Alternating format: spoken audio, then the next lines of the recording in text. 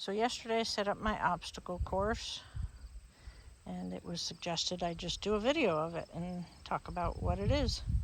So that is simply my spool. I have a couple of them I painted smiley faces on because I use them for jumps in a variety of things, but that's just my mounting block because I don't actually have a mounting block. And then you walk over here. I haven't filled my water obstacle yet. That's just from rain yesterday. But that's my water obstacle, and just some extra stuff over there, but my water obstacle. And I actually have a bunch of little floaty, about 2-3 inch size balls that float on it, and I'm trying to find pumpkins so that I can do floaty pumpkins for Halloween theme.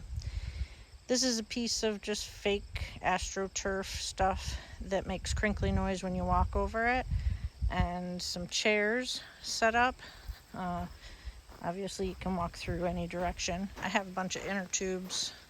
They're just blow up inner tubes, cones I can do whatever with, but this guy, he'll be a skeleton again when it comes time for Halloween theme, but I just love my Grinch guy.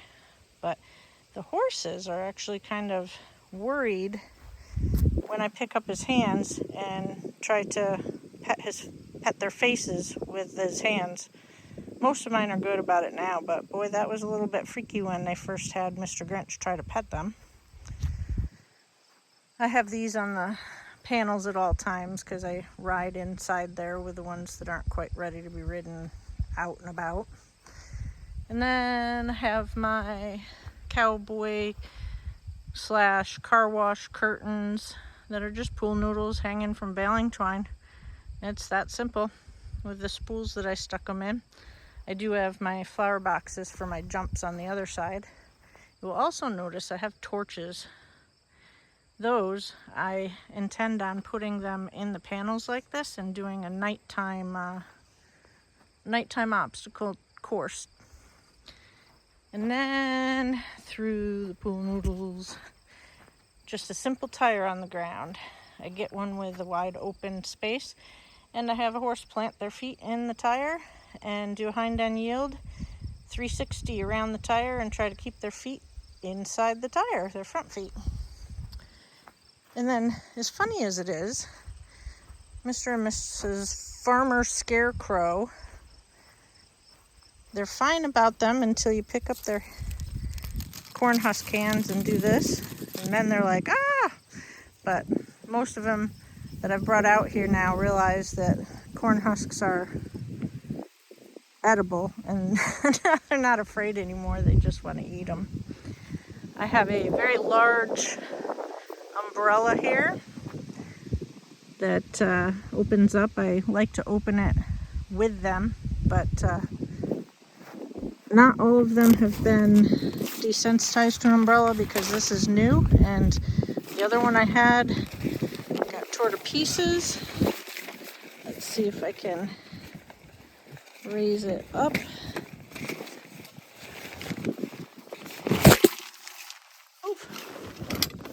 There.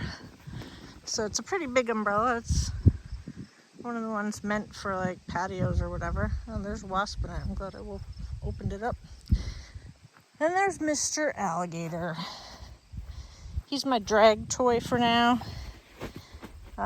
We just have a rope on him, drag him around, drag him beside him, in front of him, behind him, drag him around.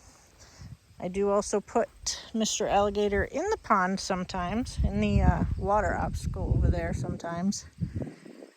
Kitschy actually likes him. This is my very narrow, I'll put my foot up there to give you a sense, very narrow little step box. I like to see if they can get all fours on it at the same time. Only one horse of mine so far can do that. So of course my amazing Kitschy. And then simple mailbox. I change out what's inside. I don't have anything inside right now, but just take whatever's in there out. If it's coat, put it on. Raincoat is pretty traditional. And then You can get mail, whatever. I don't know. That will always be a mystery. This I saw at an extreme race, and I thought it was the coolest thing. So you can either have your horse push it with their chest, or I love having them be able to push it all the way to the end, then turn around, go out to the outside, and then back it across. So they have to be able to go both directions with this. Push it with their bum and push it with their chest. Some of the horses I have to lower the side rails though. That's a little high for a few of them to push with their chest. Then over here we have, these are big, I think they are either maybe 6x6s, I believe. And I just drilled holes and put dollar store flowers in that I do have to replace because I'm not sure why. Deer like to eat fake dollar store flowers. And then I have very traditional little 8-foot box here. Just do your 360. You can do side passes around it, whatever you want to do. Put the hind feet in, pass around, put the front feet in, pass around. And then I do all side passes over this around the corner. You can also put some poles on the inside of it and use it as an L to back in and around. That's another one I like. That's just a pole. Side pass, trot over it, canter over it, whatever you want. Then we go over here. I don't have my rope outside, but I have my bull to rope. So you'll be able to take the rope up from over here. And I'll explain that again a little bit. And then walk, trot, whatever you want to do, up to the calf head and rope the calf head. I may turn him around so that you're actually roping from the back the way you normally would. But the reason he's turned this way is because I was practicing wee stuff. And these are my brass rings that you can actually put up on some magnets I have on the back of his head so that you can do the lance, which is the metal pole right there. And then you just get the ring off the top of his head. And that's pretty cool. But you got to turn him sideways so that you can canter on by. And he's set up more for roping right now. Then I have my tarp. You can walk over it. I have little blocks of wood that hold it in place to walk over it. And then you can also leave the blocks of wood for weight and take up the rope and drag it if you want. This is just a circle area to circle around. Some scary tires and stuff to walk by. And believe it or not, they usually shy at the scary plow that's sitting there for summer. Then I have to weed whack these, but these are some of my cross country jumps that I've built. This one has a 2-foot ditch in it, so it's a trainer jump. I never say that correctly, but this jump is a lot bigger than it seems in the video. I have a nice, more natural jump up there. It is just stumps of wood with a tree branch over it. One end was a little sharp, so I put a tire on it. You can come around. There's a little solid jump right here. They're not very big because these are just beginner jumps. And then you can come around here. And right there is a path that goes right along the wood line. And that's just a mowed path. This one is kind of nice because it's sturdy, but it's up off the ground and I can walk over it, so it's a nice one to walk over with the horses. It's low enough to jump the ones that don't normally jump. Even in a Western saddle, it doesn't pose a problem. This is another very low little jump. I used one of my panels to kind of make it a little brighter. And then more path.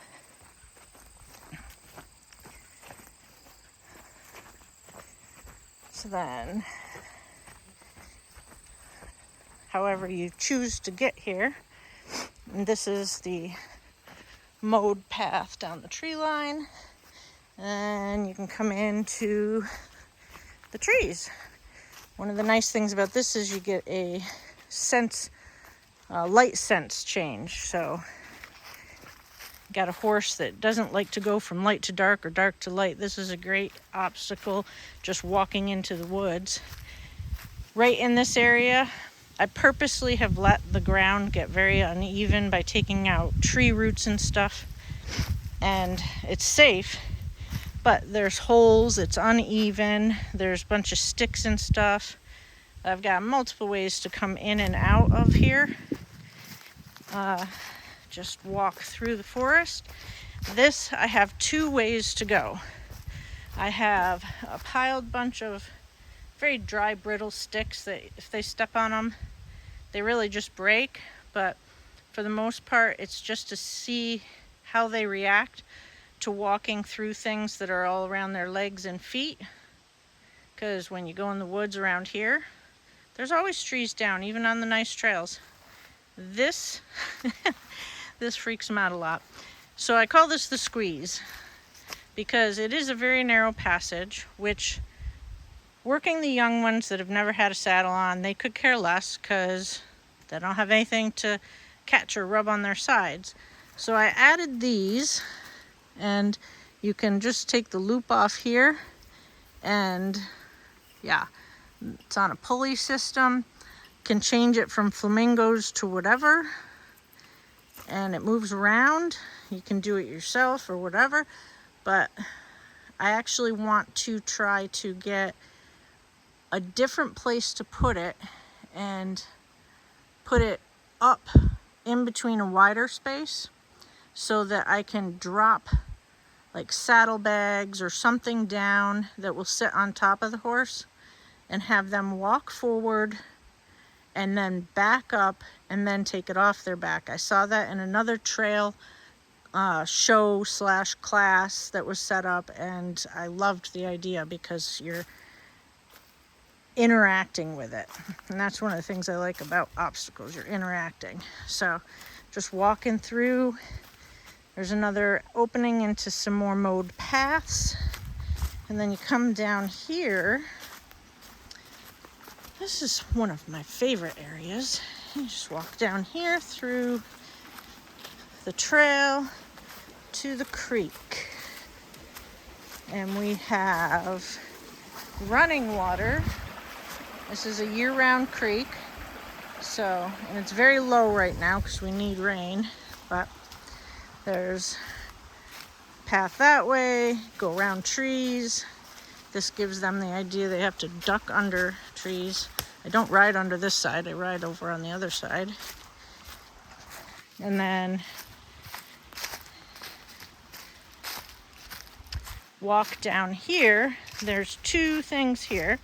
And you can go in the creek right here. This isn't normally where I go though because it's super rocky right here. But you can walk down this path and just walk through the mucky area up and over there.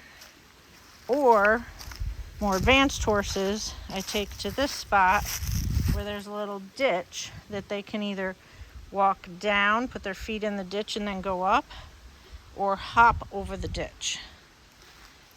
And that's for the more advanced horses that have done this area a few more times. And then this is the area where I walk across, and I think I'm going to go right here for this purpose, to show the opposite side of the creek. So I go across here.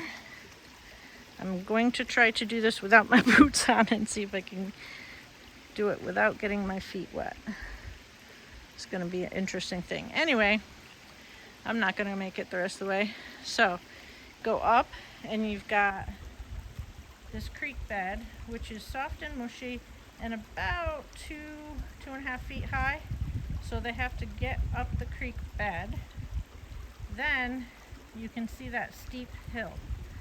So the steep hill runs all the way down there. There's a trail at the bottom and tons of trails up at the top. So I will take them up one section and down the other.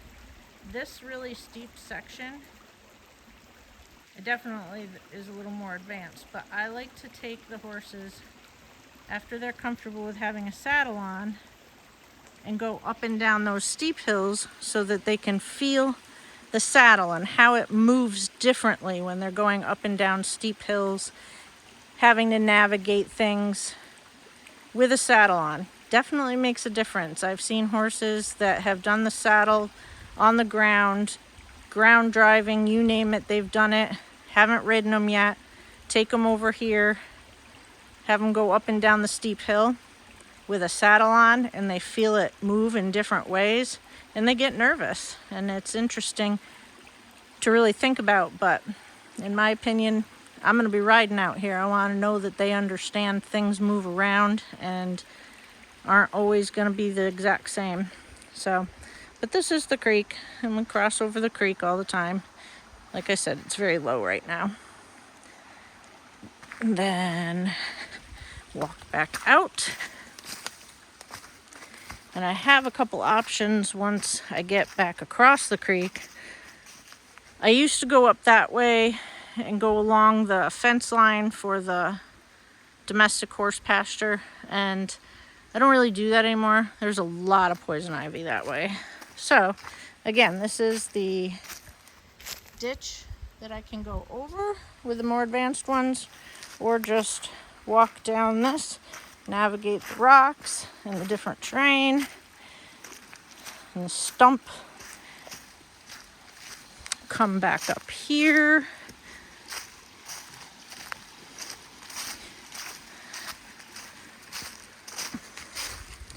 and then back through here, another opening that goes out into another mode area.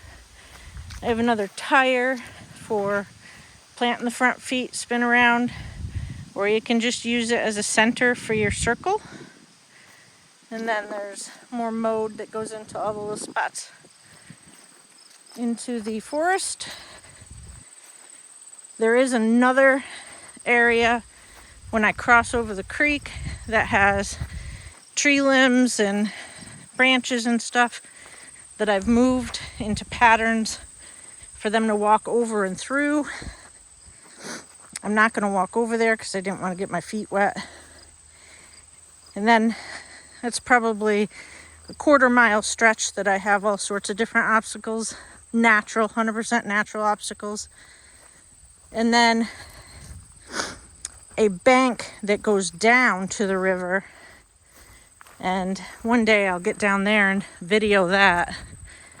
It's a pretty steep bank, and it goes right down to the riverbed. So I've had a few balk at that, but everybody does it. But that's ultimately, that's the course. A nice half-hour course, even if you're just walking and the horse goes right through it. Ironically, I built a fence using spools, and the spools are something that the horses walk by, and yeah, they're kind of scary to the horses, but it's kind of fun.